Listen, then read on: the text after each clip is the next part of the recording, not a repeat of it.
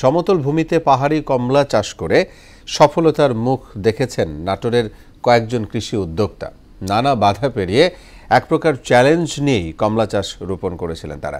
2 বছরের মাথায় থোকায় থোকায় কমলা ধরে গাছে গাছে।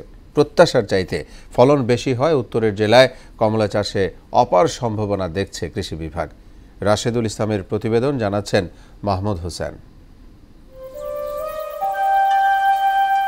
নাটোর সদর উপজেলার গাজীপুর বিলের লক্ষ্মীপুর খোলাবাড়িয়া গ্রামে 2.5 বিঘা জমি জুড়ে শোভা পাচ্ছে সারি সারি কমলা গাছ।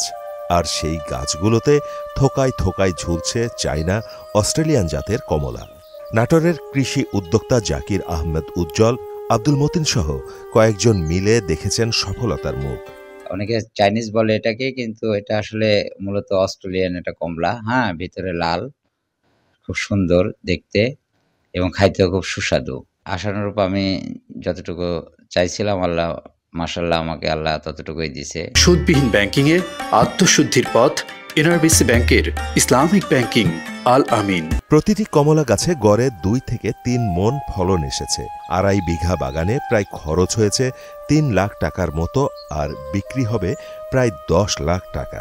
উৎপাদন খরচ কম ও অনুকূল আবহাওয়া থাকায় নাটোরসহ উত্তরাঞ্চলের মাটিতে কমলা চাষে অপার সম্ভাবনা দেখছেন স্থানীয়রা। আমি এখানে বাগান দেখতে আসছি, উজ্জ্বল ভাইয়ের কমলা বাগান, তো দেখে আমার খুব ভালো হয়েছে এবং আমি উৎসাহিত। নাটোর স্টেশন বিভিন্ন জায়গা থেকে লোকজন আসছে, মাল এখান থেকে বিক্রি হচ্ছে মোটামুটি ভালো। প্রতিদিনই কমলা বাগান দেখতে আসছেন নতুন নতুন উদ্যোক্তারা, আসছেন দর্শনার্থীরাও।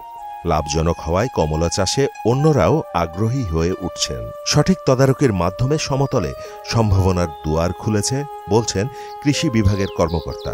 একসময় বিদেশ থেকে ফল আমদানি করতে হতো, বিশেষ করে সাইট্রাস ফল, লেবু জাতীয় ফলগুলো, তাতে প্রচুর বৈদেশিক মুদ্রা খরচ হতো।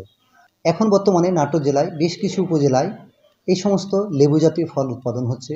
পরিকল্পিত উদ্যোগে চাষাবাদ করা গেলেও কমলা হতে পারে সমতলের চাষিদের অন্যতম লাভজনক একটি ফল। মাহমুদ হোসেন, মোহনা সংবাদ।